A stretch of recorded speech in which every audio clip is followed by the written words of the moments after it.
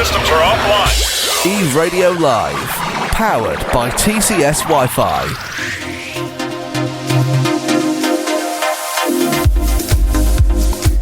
Just after 3 o'clock on a Thursday afternoon, it is the final Thursday for the month of June, if I'm correct. Let me just double check my calendar.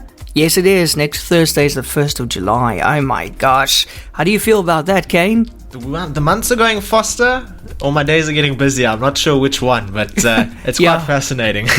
maybe it's a bit of both. Absolutely. And how what do you have planned for us this week, Eon? I can't tell you. I lost my iPad. Someone depossessed you of your iPad. Somebody took my iPad. I'm sorry. Yes, of course, that's a meme going around at the moment. If you haven't seen it on social media yet, our president speaking in a short clip online about losing his iPad, and now people are making jokes like you can't believe it, using the "Dude, where's my car" poster for "Dude, where's my iPad." I think that's my favorite one. That is my favorite one, but I think it's just the South African humor comes out so well in times like this. There's been a remix of the video already by the Kiffness. Oh, you can go take a look at that. That came onto my TikTok feed. I mean, there's memes galore. I mean, I think one of my favorite ones is where you see iPad. There's a meme going around. I had. Oh, yeah. You said that one. I saw that one. That's absolutely brilliant. But yes, we as South Africans have incredible sense of humor, and especially in these times that we're living in, it's so important to laugh, and we laugh about everything. We laugh about load shedding. I'm not sure. Do we laugh about the virus? Not really. I think we try to. We try to find humor in it. We try and find humor in almost everything, actually. That's the beauty of South Africans. They've got this interesting outlook on problems that we face. I mean, imagine, someone in the EU, someone really popular like the president were to happen to lose their iPad or it be stolen. They'd be making a mockery of it, but not in South Africa. It's a big joke, Everyone's got a little bit to laugh about. Even Ramaphosa, I think if he didn't wear a mask, he'd be smiling. He's like, how does this happen? Who steals an iPad from the president? And then there's also the one of Jacob Zuma sitting with an iPad, just casually. It's a real photo, but obviously now it's got a completely different meaning. Zuma's just like, give me a break, please. Gosh, Kaine, we've got so much to discuss this week. Hopefully we'll be able to fit it all in. We're gonna have to cram. Do you want to hear what I have this week for us? Yes, give it to us. Take a look at this. So we spoke about it last week. Microsoft Windows 11. They're having an event today. Yes, I saw that. I saw that on The Verge, I think it's called. You saw that? Okay. Absolutely. And Lenovo has made a wireless charger for your laptop. But here's the kicker.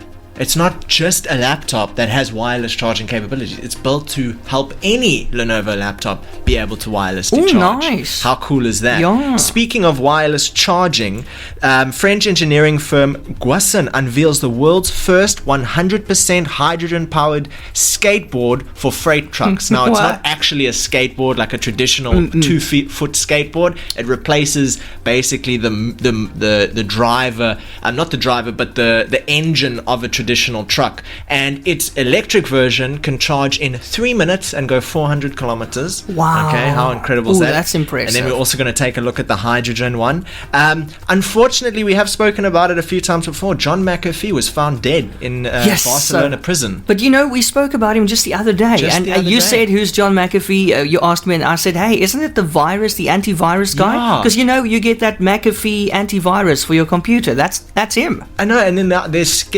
skepticism as to, did he commit suicide? Did he get marked? What happened? He was in his 70s. Hey? Yeah, but what actually happened is, and we'll get into it a bit more detail, McAfee was in Spain, and he was actually, they had agreed to expedite him to the USA, and then he was miraculously I wonder if somebody dead. took him out, or maybe he just decided to. He was in big trouble, and we'll actually speak about some of that, because it correlates to a little bit of activity we see from Elon Musk. So, I mean, there's definitely a little bit of shady business going on. Oh, dear. SpaceX Starlink satellite internet service expects global coverage before the end of the year, which means people like you and I might be able to hook into some satellite internet from Starlink.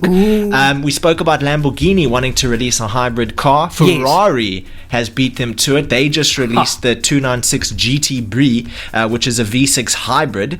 Then we also have Mercedes announces a 3 billion rand investment for East London plant.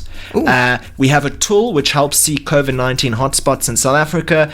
2 South African brothers disappeared with 51 billion in Bitcoin. I saw that. That's mad. Yeah, I saw that. That's mad, sneaky. And you know what they said? They said when they said they were victims of a hack and that their investors shouldn't report it to the authorities or anything because it might slow down the process of getting the funds back. Investors didn't buy it, reported it to authorities, found that they were missing, reported it to Hawks, and now they're still missing. They might have ran away to the UK, some skepticism. And a new space travel company is offering tourists balloon rides to the stratosphere. Do away with hot air balloons. I haven't even been in a hot air balloon yet, but now you can go to the stratosphere commercially in a balloon. Okay. I don't want to go up into the sky in a balloon and come down in like UAE or something like that. You know, get shot out of the air. They don't know how you got there. And that's all my news for today. What about you? Okay. Listen. I just want to let me start with my story. South Africans, imagine being with an ISP. Yes. And you're online with the ISP and you pay them to give you internet, okay? Okay. But they're not paying their bills. So now they get cut off from their provider and now all their customers have no internet. That actually happened this week. That's insane. Yeah. Vumatel cut off an ISP called FiberStream. They cut them off this week because they didn't pay their bill. How cheeky. Yeah. You're receiving revenue, which you've clearly calculated to cover your costs, and you say, that new Ferrari GTB sounds quite nice. I think I'll buy that. Yeah. So, Vumatel said it's been terminated. Vumatel being the provider. And they said, FiberStream basically didn't. They can't really talk about it because it's confidential and they've got contracts. But basically, they say that they didn't pay their bills. If I was a customer, I would be more concerned about how I get my internet. What would you do now if you're on FiberStream? It was formerly known as Sky-Fi, by the way. Sky-Fi. I've never heard of this. Never. Have you? No, under the radar. But what if you are on this network now and you don't have internet for a couple of days now already? What would you do? You can't do anything because you can't complain online. Because traditionally you would make a call. You go to Hello Peter, you know? You can't do any of that now. Do people still talk on Hello Peter? Oh, yeah. Because, people get angry when they've been mistreated as a customer. I don't think Peter cares anymore. No, Peter's bye-bye Peter now. So that's hectic. That's what's happening with the people of FiberStream right now, formerly Sky-Fi. So hopefully there's going to be a solution. I don't know how much they're paying per month, but I mean, if you pay for something, got to get that service. So obviously Sky-Fi was working with another ISP, Vumatel. Yes. Would the onus not be on Vumatel to ensure that the subscribers which paid Sky-Fi, which is an intermediary between Vumatel, wouldn't it be their responsibility to ensure that these people receive their service or get a refund? Yeah, I don't know. What a good question. Yeah, it's a good question. Someone's it all sitting depends there on their contract. with their Sky-Fi contract and they're saying, no, I don't get a refund because I'm sitting here with no internet and no money, I've been in that situation. You pay for internet and you don't get it. And it's quite a difficult thing because it's not a 5-minute thing to get internet. If you're going to go get a SIM card, you have to go get it rekeyed. You have to go get a contract. You have to either wait for your device to get you. If you're getting ADSL, they have to come to your house, install a line, that's a story, They dig up your whole bloody garden for that. Yeah, and now it's not working or there's some technical difficulties. And now fiber, that's creating havoc. I see the municipalities across the country are having huge, we spoke about last week briefly, having huge fights with these fiber guys, Because they just keep digging holes. They just keep digging everything up. I think they've uncovered bones somewhere as well recently. Skeletal remains. They just keep digging. I wonder if... And that's all they're doing. The people don't have internet. They just keep digging. They're just making new holes. I wonder why there can't be a shared infrastructure. Man. The municipality should be in charge of that. We must communicate. We must. And stop making holes in the water pipes. I'm tired of showering with a water bottle. And it has to be lukewarm, otherwise the water bottle melts. Yes. So you have to take caution. Yeah. Absolutely. No, it's a reality for many South Africans at the moment. They were working on some fiber near us, and you either the internet's poor because they're doing something with exchange, or you have no water because they hit a water maze. Have you got no water? I've had no water at least like 15 times this year. Oh, wow. And I think it's because one guy lays some fiber down and then another guy lays fiber, you know, in a completely over the other guy's fiber, then it breaks, and then they realize that we should dig a new hole, and then they dig into water. That's exactly what they're doing. Imagine being the guy that strikes water. You know, you just see your friend digging right next to you and suddenly he's just into the air. Just launched.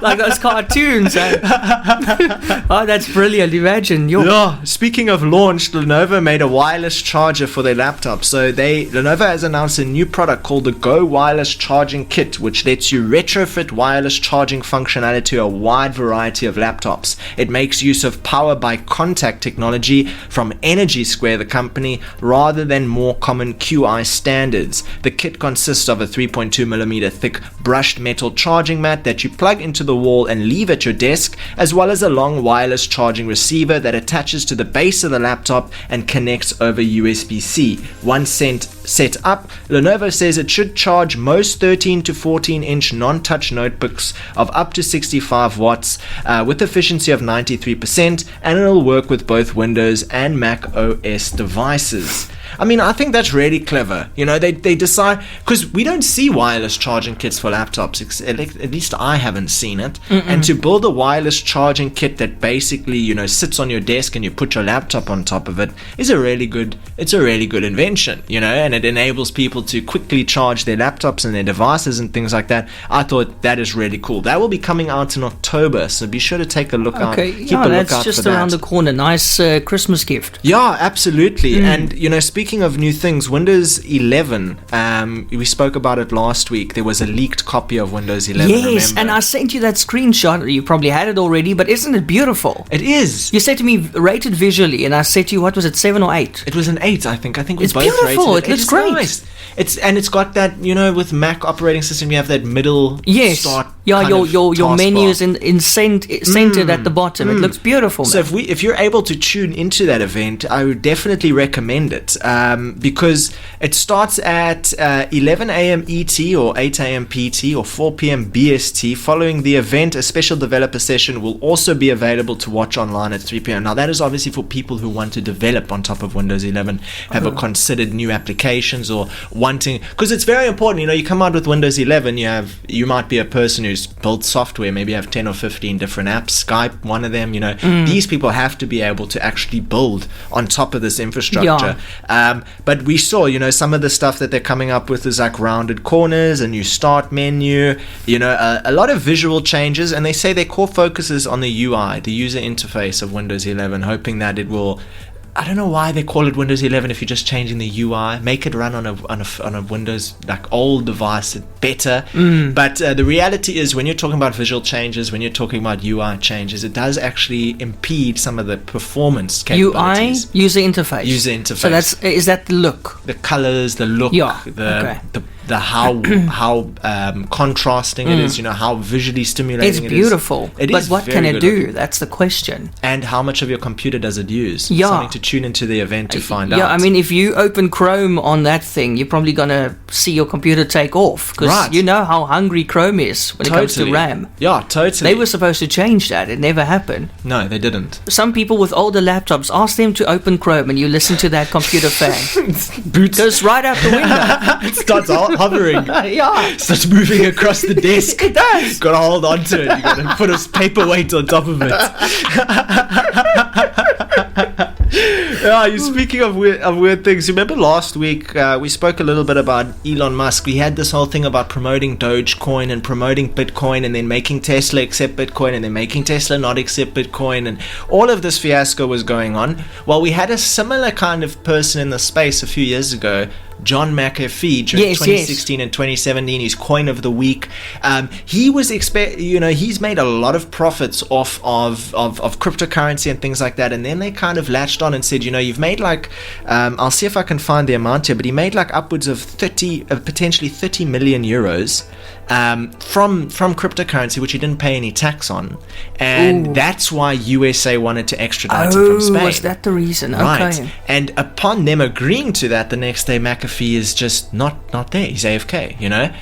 He's checked out, so to speak. And it's difficult to kind of dig up exactly what has happened. Obviously, there's a little bit of there's a language barrier. There's also an element of them trying to keep a few things under wraps and things like that. Some people say he was found hung in his cell. Some people say he was found dead in his cell. It's a little bit controversial at the moment. You don't quite know what happened. But I do know that, during that time, when he was doing that, I was still around, I was following it very closely. He was more than happy to do it. You know, he was having fun with it. He was promoting cryptos. He had the Coin of the Week series, which saw massive rises in price, and he obviously dumped on that price, making profits and things like that. I don't think he foresaw this happening. I don't think he saw that channel that it was taking, and that's what makes me a little bit nervous for Elon Musk, because I was going to ask you, where does he slot in now? Exactly. He is doing something similar. He's promoting cryptocurrencies. He's forming speculation. He's definitely caused it to rise in price significantly and drop in price significantly, depending where you are in that timeline. You might have made money or lost money. But it's very interesting. I think he's going to take a book out of McAfee's, a page out of McAfee's book, and consider how he's going to legally stay afloat, because they're going to start looking at other people who did the same thing. And obviously McAfee felt that if he had committed suicide, he felt that this is really the time now. It's over for him, And this was quite an established guy. You're talking about McAfee Security. There's so many computers that own it. But McAfee's actually pretty funny, because he stepped out of McAfee Security, and people would always ask him questions about McAfee Security. So he had this one comedic video once where he made a video about how to uninstall McAfee from your computer, and he just made a huge joke of it. He ended up smashing the laptop or whatever. It was like a whole thing that went on, and I thought, geez, it's sad to hear that it happened, but he also made a lot of money from selling his life rights for the Netflix documentary. They actually purchased rights in order for them to make that documentary. I remember watching it on Netflix a few years ago as well, and I'll tell you what, they didn't paint him in a good light either. Is it? No. So sell the rights, but you can say whatever you like. Yeah, and I think because he was up in South America for a stage, in Brazil, and now in Spain and all of that. Very, very peculiar stuff happened over the last few years. It's a bit sad to hear that he went. I mean, he was quite an established guy. But it goes to show, hey, you can't just operate as your own entity, especially with that level of popularity and things like that. And we've seen people with this kind of popularity use it badly. I don't know if you've ever heard of R. Kelly. He was a guy that really did bad with his popularity. Yeah. You got to be careful if you're nobody's playing his music anymore. No. I've got his music on the system, but I can't play it. No, they muted him. Spotify muted him. Apple Music muted him. Yeah. There was a huge. And he's got some nice music. Besides, I Believe I Can Fly. I'm so tired of that song. He flew right into jail. That's where he is now. He actually is in jail. Who was supposed to have a follow-up trial in April, which was moved because of COVID. But he was put into jail with no bail. He's done. He's done. Same with Bill Cosby. Yeah. No. You got to pay for your sins. No. It's gonna come and haunt you. And the interesting thing is, catch up. With R. Kelly especially, the police didn't really want to get involved. They couldn't really get involved. But you know what? Who made the biggest change? It was the people. It was the communities. It was big names, big people coming out on Twitter and saying, this is wrong. We don't like this. Then they pushed for streaming services to stop playing his music. Money eventually runs out. You got to be careful if you're a big leader in the space. What else do you have for us today? I was going to say now, I was going to join you in there, but we're really jumping from things. We just jumped right out of it. But, it will come. Netflix. I was going to say Netflix, when we spoke about Netflix, it's incredible how Netflix, starting as a service that sends you your DVDs via mail in America, how they now this big entity, and they can actually pay people millions to make movies or documentaries about their lives. Yeah. Just go, here. Just like a TV channel, here, go make a series. Give us 13 episodes. I was thinking about that as well. If you go onto Netflix, I'm astounded by how many docu-series. Yeah, and they're adding more. There's a new one on penguins shot in Cape Town as well. I watched that. Penguin you? Town. Yes, I haven't watched it yet. It's brilliant. Cute. Oh, where was it shot? Is it Simonstown? Yeah, and you know what? When I first watched it, you hear, especially as a South African, we can relate. You see this, and traditionally when you see movies made in South Africa, they're just not good. Yeah, Now you see Penguin Town, and the way that they've shot it is brilliant, because they've made it a story about these pairs of penguins, different penguins in a relationship with another penguin, and how they operate, cute. and how they look after their children, and the struggles that they have to face, and they actually take like a storytelling element to it. It must have been a massive ordeal in that area.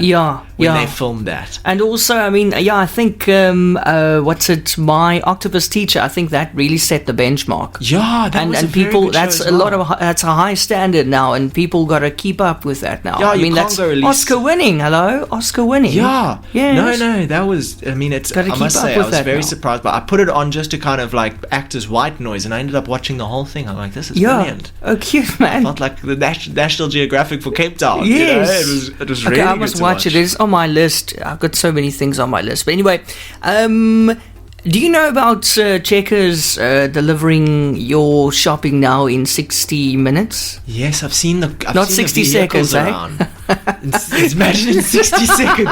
Place order, ding ding, jeepers. Yes. Where did they come from? But it is so awesome. Chris, my brother, he is...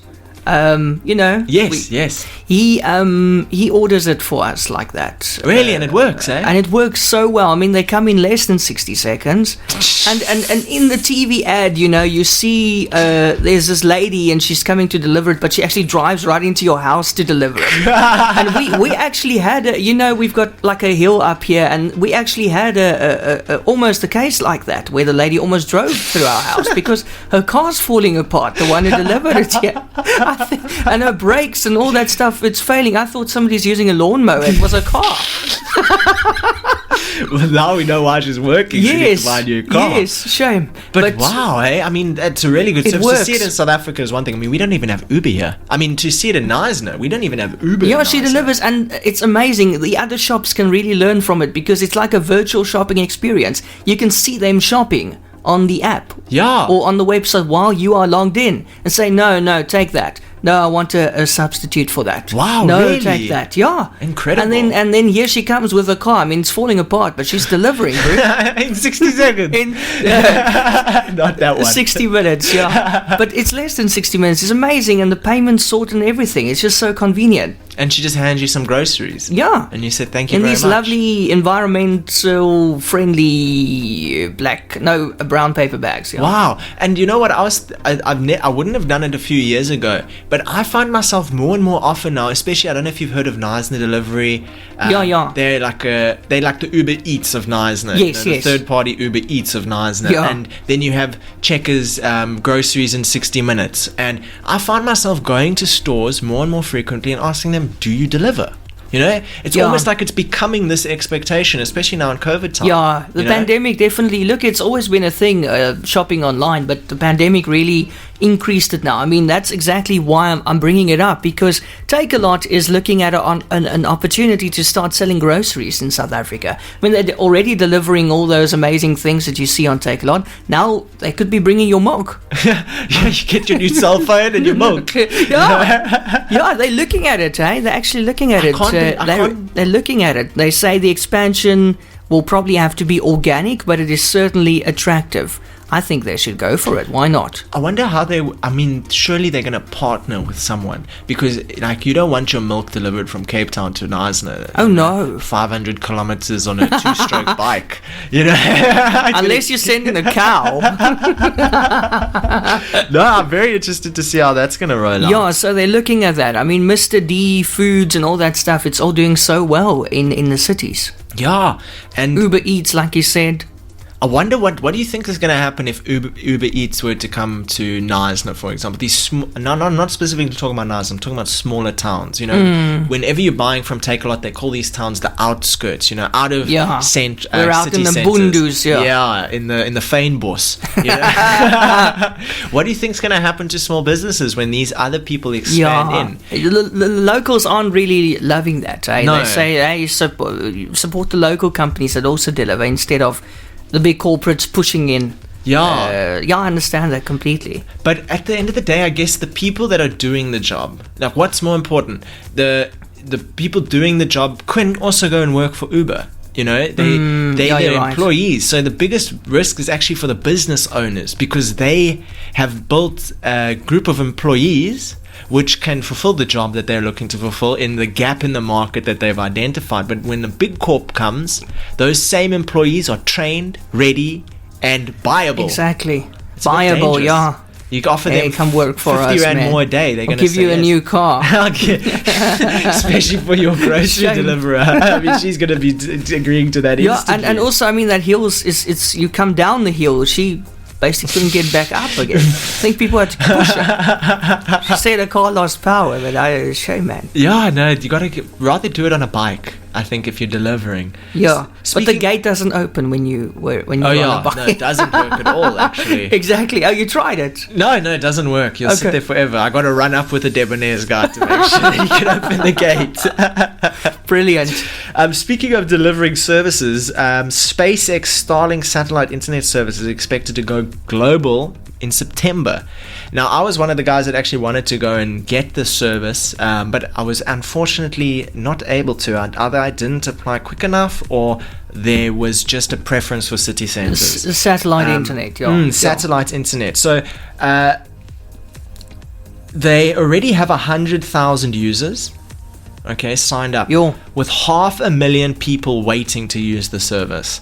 Incredible. And they want to launch as soon as September. So I would definitely, and considering the how difficult it is to get stable internet, I'm telling you right now, if it's stable and it can just hold the speed of the line, they're going to overwhelm the market. ADSL is going to be gone because it's intermittent. LTE as well, because LTE only works when you have good signal. And the only complication that I see in terms of having Starlink internet is, will weather play a major role in the quality of the because internet? I mean, we all know what happens to DSTV when it just rains a bit too loud. I mean, you're lucky your dish doesn't fall off the roof. It never works well when it's raining. So that's I mean, it's a thing. I think it's going to influence your internet. I wonder if, because Starlink mentions that their satellites are low Earth orbit, so I wonder if they're lower than DSTV satellites. Yeah, where are the DSTV satellites, by the way? Where are they sitting? Definitely something worth researching. Then Ferrari's 296 GTB coming in with a V6 hybrid.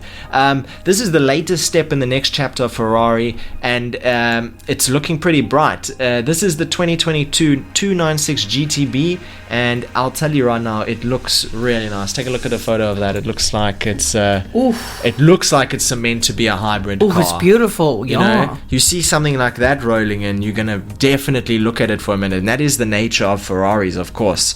But I wonder how many of them will be available in South Africa and things like that. I think there's only one Tesla or two Teslas in South Africa at the moment. And many swimming pools. I'm not going to stop with that story. When that one Tesla in South Africa burns, you can see it from all over South Africa. Just the plumes of smoke.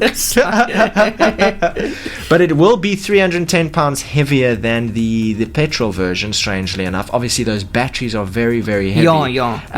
And that is still a challenge for hybrid cars, trying to actually figure out how to carry that volume of batteries. And remember, a few weeks ago, we spoke about Tesla and what they expected to be the next step is where they actually build the frame of the car out of the batteries. Ooh. So you no longer have the frame and the battery seated on top of the frame. The frame is the batteries. Very difficult fire to put out. So it's basically a driving battery. It's a driving My battery. car's a battery. Yeah, the whole frame. The structural integrity, the same thing that keeps you from getting squished into a little piece of, paper when you crash is the same thing that's charging your car. Yeah. But it's phenomenal how the charging speeds of these new hybrid vehicles are operating. I remember I said that Goshen, the world's first 100% hydrogen-powered skateboard for freight trucks, will be coming into play. I mean, I'll show you here quickly how that is going to look. Take a look at that. I mean, it looks absolutely quite sexy. Now, that's obviously the base of the truck. That's very futuristic. Very futuristic. But beautiful. Beautiful. And they say they're calling it a skateboard platform for freight trucks. So the actual thing that the truck driver would sit in goes on top of the what do you call that again? I don't something know what something to do with a horse, I think. I'm not too sure. A horse or I can't even think of the one in a plane. It's called a cockpit. Yeah. It must have a special name for trucks, I'm sure. Someone's sitting there who knows the name, and they're like, come on, guys, it's called this, obviously. But I'm not actually too sure on the name. The main objective of the zero-emission skateboard is to accelerate the transition to clean and intelligent solutions for freight trucks. The skateboard tractor and carrier comes in two versions, a hydrogen-powered setup with a refueling time of less than 20 minutes and a range of 800 kilometers, and an all-electric version with a battery charge time of just 3 minutes for a range of 400 kilometers. Both these systems are geared towards eco-friendly transportation. The platform can be fitted to trucks that range from 18 tons to 44 tons. You're talking about charging something in 3 minutes that's carrying between 18 and 44 tons for 400 kilometers. Yo. I mean, the power draw on that must be absolutely ridiculous. The managing director of the truck and bus division said the solution will enable them and various players in the sector to save precious time in project development at a time when the heavy goods vehicles market is changing rapidly. I mean, I think it'll be really cool to see these things on the road. And you've heard trucks, and you've smelled trucks. Ugh. They just spray pollution. Yeah, no, I hate trucks. They basically combust pollution. Yes. And to see a more eco-friendly version hitting the markets is promising, considering how much carbon emissions cars and things make up for. And the fact that it can carry such a heavy load, I'll be interested to know what the maximum load is for a traditional petrol-powered vehicle. But I think in trucks it's all about torque, how much pushing force they can deliver. Not exactly how fast they can go. I think it'll be very interesting to watch that development. Booster systems are offline.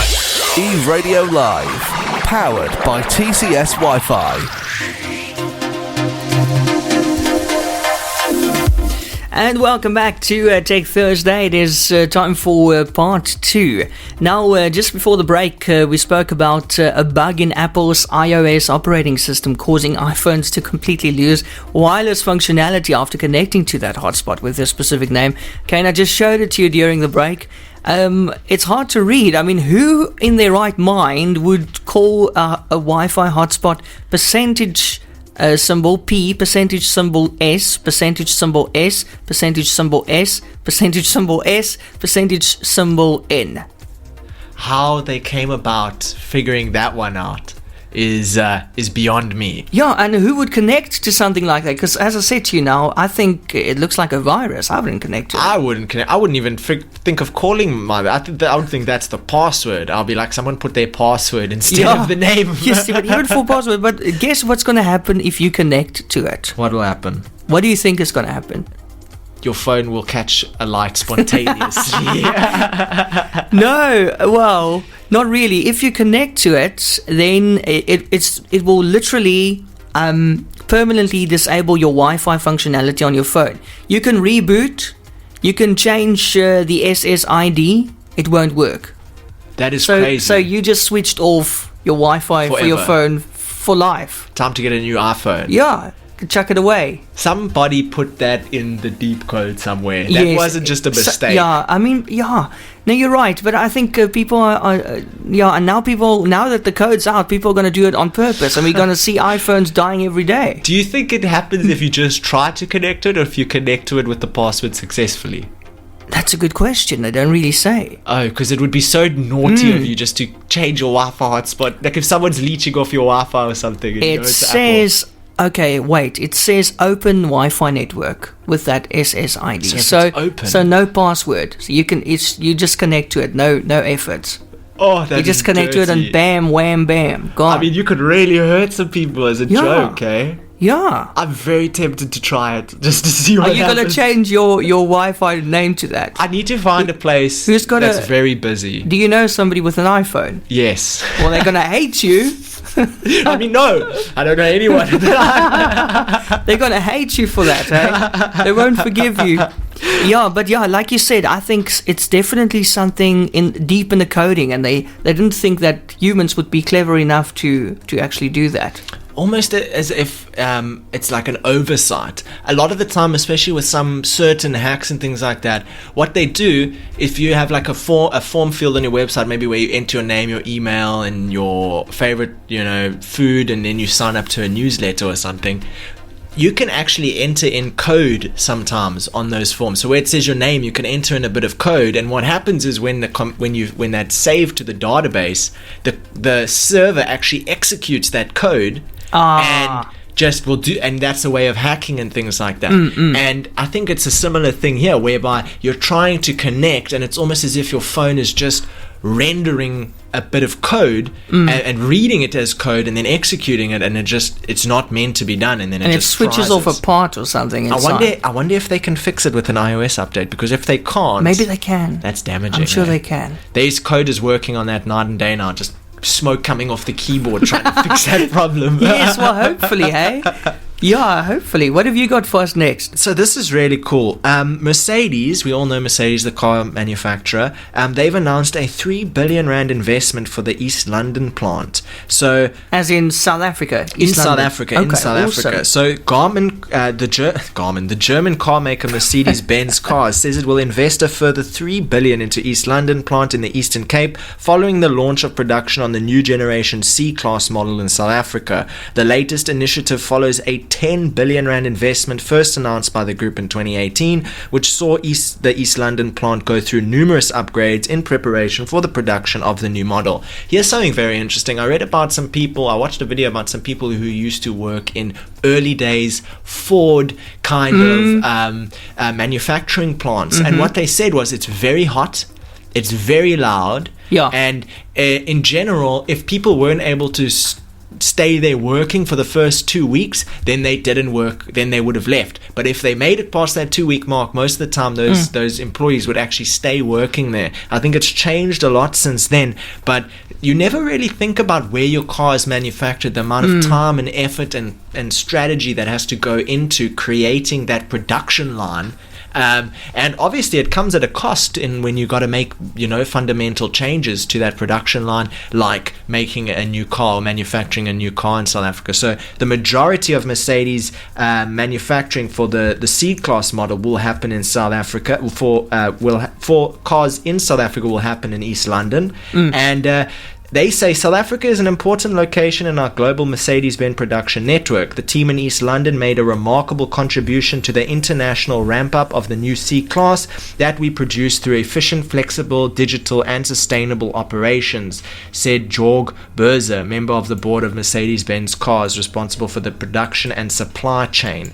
They also said, with our additional investment of 3 billion in the East London plant, we underline our commitment to contributing to the South African economy and the Eastern Cape region. Minister of Trade, Industry and Competition, Abraham Patel, said the investment positions Buffalo City and the rest of the Eastern Cape to continue its legacy of advanced manufacturing. Very cool. You wouldn't expect East London to be one of these, but it is a very factory kind of manufacturing town, really. Manufacturing province, better use of the word. To date, all buildings are complete, and the group said it's ready for the production of the new generation C-Class in full force. I wonder, if you try and import a car from outside of the country, I mean, we tried to get a car. Did you just get shocked? Yeah. We tried to bring a car in from Ireland once for my gran. And what it actually happened to be is we would have spent X amount of money to buy the car, but it would have been 1.5x that money just in taxes to bring it into South Africa. I would hope that because it's being manufactured in South Africa, the C-Class should be extremely affordable, surely. Yeah. You know? But I think there's still an amount of tax that has to be paid into the government for every manufactured vehicle and all of that. But cars in South Africa are traditionally very expensive. I mean, overseas and things like that, you can get cars for a very, very well priced, 2,000, 3,000 euros, you can pick up a car. Yeah, in Dubai, you can get some really awesome cars, like convertibles. And then in Europe, you have, good prices. They don't allow older generation cars. That's why when you watch a movie filmed in South Africa, you can always know because of the cars. You're right. You always pick it up, the combis, the taxis, the Tazes. Definitely the taxis. You'll see it immediately. Even the police vehicles you can see are older generation models. They can, cars can stay in circulation in South Africa for many, many years. But in Europe, your cars are only allowed to be on the road for a certain amount of time. So the older and older your car gets, the cheaper and cheaper you have to sell it for, because the less amount of time someone can actually drive it for. Oh, wow. That's why it contributes to that such a lucrative economy. I didn't know that either until someone in Ireland actually told me. My uncle, actually. I thought that was very interesting. Speaking of very interesting things, here's a tool that helps you see the most vulnerable COVID-19 hotspots in South Africa right now. Oh, nice. So Stats SA has updated its South African COVID-19 Vulnerability Index, which tracks the areas in the country most likely susceptible to the coronavirus. It was first launched in December 2020. The index was developed as a way of using the smallest area population data available and incorporating dimensions and indicators to statistically reflect localized risk factors that may contribute to the spread of COVID-19 for each individual against the set criteria being measured. Stats SA said that the updated index gives more weight to the indicators related to age, overcrowding, use of chronic medication, and multi-generational households to make it more relevant to identifying communities that should be prioritized during the vaccination rollout, which I think for South Africa is incredibly slow at the moment. What I read was you had to go, especially if you're over the age of 65, you had to go over to the government website, register to be vaccinated, provide the details, and then you'll receive an SMS when it's time and place in order to go get vaccinated. I did it for 3 people who were over the age of 65 in order to help them get vaccinated. First of all, there's been no follow-up emails. There's been no follow-up SMSs. There's been absolutely nothing in terms of feedback. But then I go and I hear that they actually are rolling out vaccines, that you have to go somewhere in the town in order to get that vaccination. I mean, it's like all over the place, So I'm glad statistical analyzers are stepping into the game to say, we know it's hard. We know it's difficult to think about these things. Here's some data to help you prioritize the rollout of these vaccines. They also say the use of Census 2011 data allows for the index to be mapped to the smallest possible area, known as the enumeration area, which is the smallest geographical area into which the country is divided for census purposes and contains between 100 and 150 households. So they're using small data in order to calculate big data, basically. It's more advanced than anything we have currently, and it'll be interesting you can go have a look at that. Stats SA, you can go have a look at that and see, where if you might be in a region that is potentially a hotspot.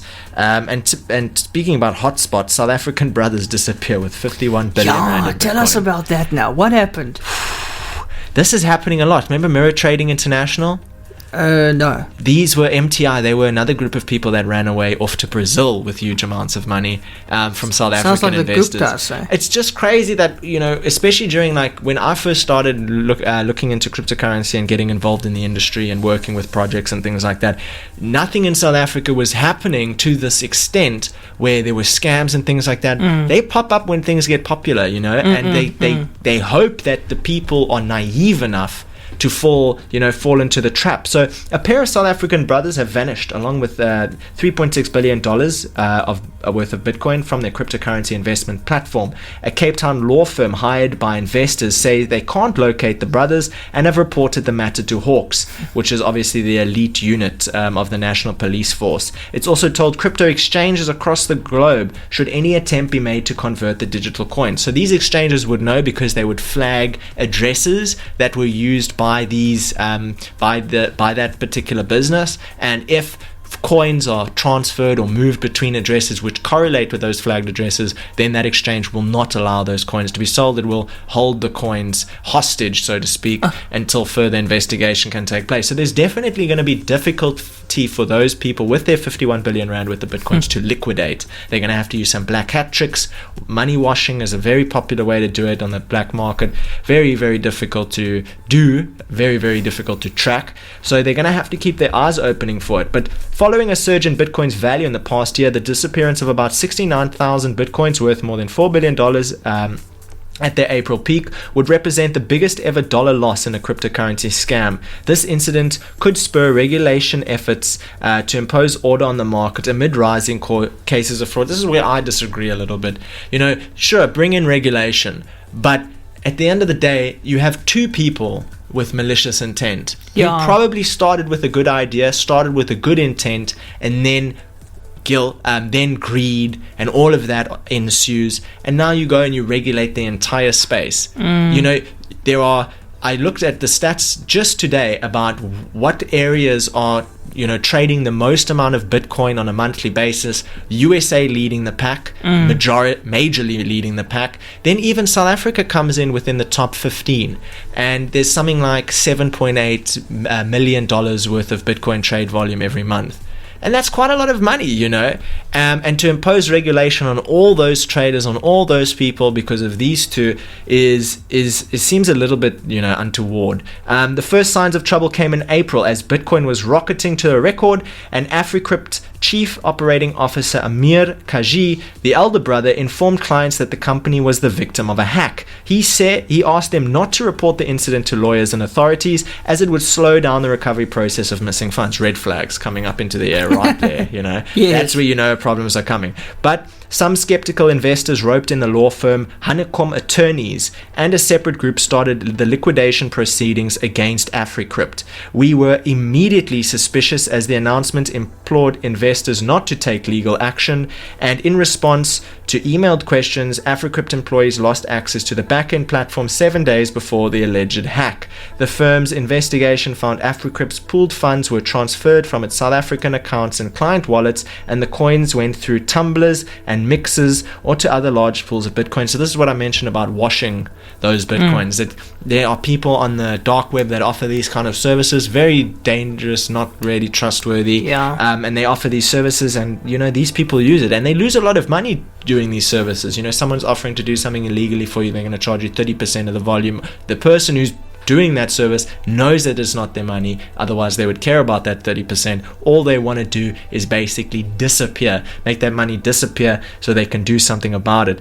Calls to a mobile number from KG were immediately directed to a voicemail service. He and his brother Rais, 20, set up AfriCrypt in 2019 and provided bumper returns for investments. Calls to Rais also went straight to voicemail. The company website is also down. The saga is unfolding after last year's collapse to another South African Bitcoin trader, Mirror Trading International. The losses there were involving 23,000 Bitcoins, totaling about $1.3 billion in cryptocurrency. Obviously, it'll be a little bit more now. But it's actually ridiculous. And the thing is, it's a danger to investors. It paints such a bad light.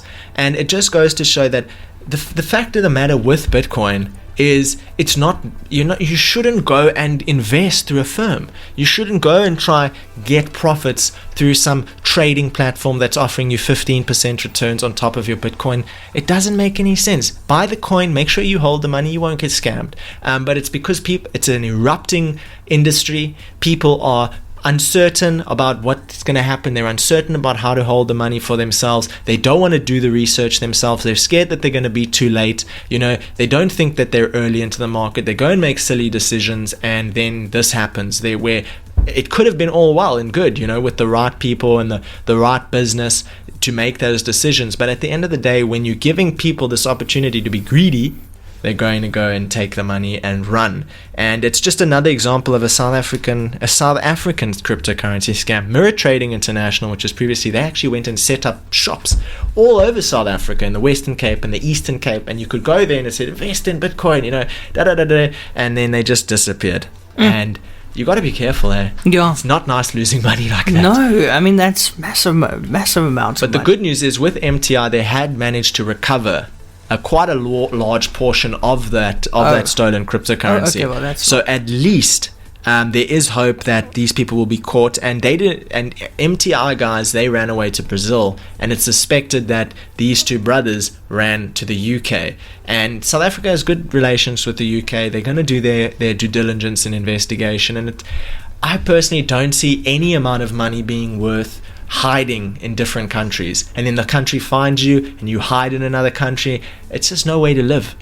You might have all the money in the world, but you don't even know where to start spending it because you're always looking over your shoulder. Exactly. You can run, but you can't hide. Exactly. What else do you have for us, Eon? Okay, we're wrapping up, but we're circling back to Windows 11. I see that they've now said that the launch or the event where they talk about it will be at 8:30.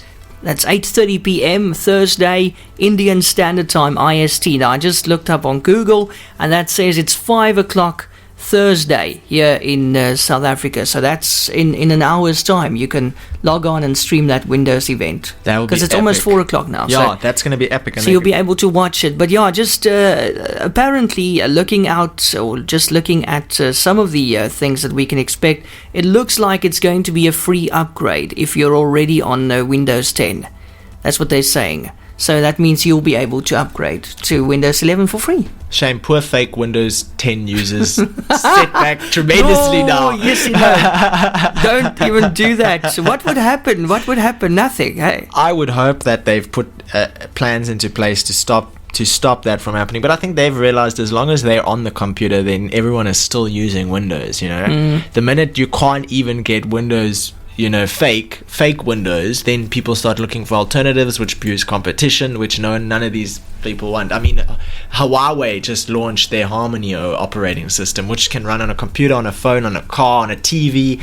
There's definitely competition in the space. It's probably why Windows 11 was released this year. It's probably why Windows 11 was released with less functionality than I expected from the new Windows 11. Exactly, yeah. It just looks different, that's it. Yeah, but I was wondering. Obviously looks are everything, Yeah. When you have the computer that can run it and you need to do your work, why not do it in style? Yeah, exactly. But yes, it's all about, as you said, UI, the interface, what's it? UI, user interface. Exactly. You can just Google. I mean, quick. You can Google a leaked version of the operating system is on there. You can see what it looks like. Where the menu is now popping up and all that stuff. I see they're also working on a new Windows Store. They anticipate Microsoft will spend time talking about its new store approach with Windows 11. And have you ever used the Microsoft Store? No.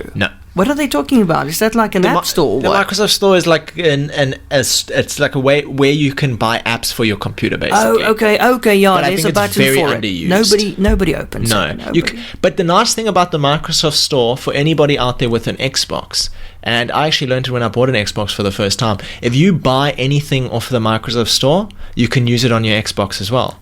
So if you buy a game off the Microsoft Store, you can play it on your PC or you can play it on your Xbox. You get a copy for both, and that's really nice. As a gamer, that's really nice. That's quite a cherry on top, in my opinion. So it'll be nice to see what those upgrades are. Do you want to hear one more piece before we go? Yes. A new space travel company is offering tourist balloon rides to the stratosphere. Yes. Yeah, this is a bit of an Up story. Remember Up the movie? Yes. Up. So normally when you let go of a balloon, it will float up into the air, ascending higher and further away until eventually it's out of sight. And maybe, if it's a very special balloon, it might reach the stratosphere. Unless it's a spur balloon, sorry. A spur balloon just goes to the top of a street light and pops, that's the simple underlining idea behind the latest space travel venture that Space Perspective aims to use. Giant space balloons to bring 8 people at a time to a 19-mile high, that's up, or 30.6 kilometer high, pitch black lookout for $125,000 view of the Earth. It's quite expensive. It's not your hot air balloon ride that you're going to take with 6 family members, Its tourist flights will go on sale on Wednesday, June 23rd, which was yesterday, after a private pre-sale period that was already sold out. which is quite interesting. So in 2024, they'll be the most operational, but the company's co-founders Jane Pointer and Tabir met while taking part in Biosphere 2, the famed failed experiment of the early 90s, where they tried to take a balloon as high as possible. For the last 2 years in the Arizona desert, they lived with 6 others in a glorified greenhouse set up for completely self-sustained living, modeling that it would be like what it would be like to set up a commune on Mars, for instance. So these guys are all about trying to build tech and trying to do things way outside of what is normal, and this is their newest venture. Jeff Bezos' company Blue Origin, we spoke about last week, they have 1 seat available for someone to take a rocket When is he into going? space. Next month? Set to depart on July 20th. Okay, so less than a month. Bezos and his brother and one really wealthy person who's also young enough not to just turn into paste with the G-force. I think they have to brave go through and quite rich enough. Yeah. Yeah, you have to go through quite a few things. And then also Virgin Galactic, another space company, also set out to do a bit of commercialized space travel. Very, very interesting. Imagine a commercial international space station, somewhere where the public can go. Yeah. I suspect that these kind of things, although they're very expensive now, we should see them diminish in price from competition, all that sort of stuff. And unfortunately, just like the road rules and the flight and flying rules, space rules are going to be written in blood. Because it's going to be the mistakes and the failures that people not coming back and that determine and all that. what the rules are, so right. what's allowed, written in blood. So let's see what happens. Hopefully everything's set. They have their stuff together. I mean, can you imagine trying to calculate sending a rocket into space, having it float around in orbit? I mean, it's not like a game. You don't have a bird's eye view of what's going on. Everything has to be mathematically calculated. The further away you get from Earth, the harder it is to have an instantaneous feedback thing. It's going to be so interesting to follow this. Only on Tech Thursdays will we be discussing it, so another reason to come back next week and see what's happening. Thank you, Kaine. My question is always and always will be, how do we get down? If something goes up, it must come down again, and what if it won't come down? What do we do? I always want to know. That would be the first question I ask if somebody said, "Hey, let's go." I'll say, "How do you come down if it can't go up?" Because I can't even get into a bloody lift. I mean, if you're high enough and you try and jump down, you might go the wrong direction. You might start orbiting. You don't want to do that. Yeah, exactly. So there's got to be another way, and also the higher you go, the less oxygen. So there's probably a bit of a complication there in terms of keeping everyone oxygenated. But I assume that what goes up must come down. Yeah, when. That's the question. Whatever they're pumping into that balloon to make it lift off will probably deteriorate over time. So if there is an ultimate emergency whereby they can't deflate the balloon or get back down, you'll come down maybe 1 month, maybe 3 months. Who knows how long? Could take 5 days.